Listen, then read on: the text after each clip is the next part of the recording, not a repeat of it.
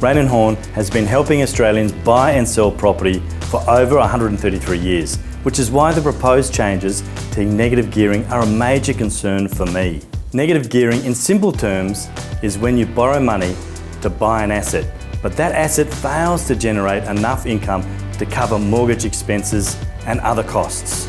Any losses can then be written off against the income tax you owe at the end of the financial year. As a wealth building strategy, negative gearing can benefit all working Australians. In fact, everyday Australians account for roughly 2/3 of investors in this country, with 3/4 of these investors having a taxable income under $80,000. This includes nurses, primary school teachers and electricians.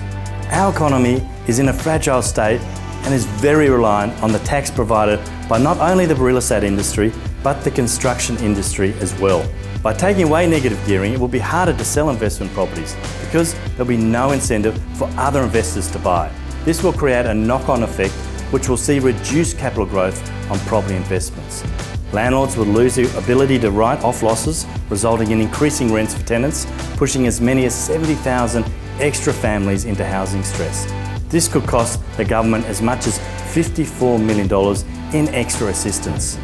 In addition, some pundits are suggesting that if negative gearing is abolished, property prices could fall.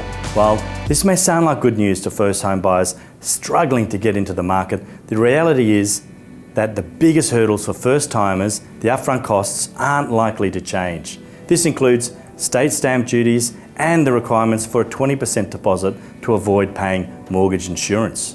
Unless prices drop by a dramatic level, which the opposition are saying is not going to happen, there will be no real difference to affordability, while a potential rise in rents will make it even harder to save up a deposit.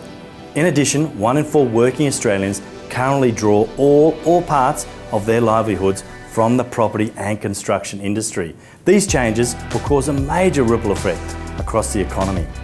Unemployment will rise, meaning first home buyers, among others, may not even have job security.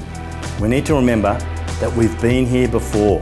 The decision to cut negative gearing in 1985 was a disaster for investors, owner-occupiers and tenants. It's fair to say the sudden change caused significant chaos for the economy. So much so that the decision was reversed less than 2 years later. So it's clear that if there are to be changes to tax concessions on property investment, it must be done in a measured way and at a time when the economy is strong enough to cope with it. If you want to know more about negative gearing and how it could impact you now or in the future, visit www.negativegearingaffectsyou.com.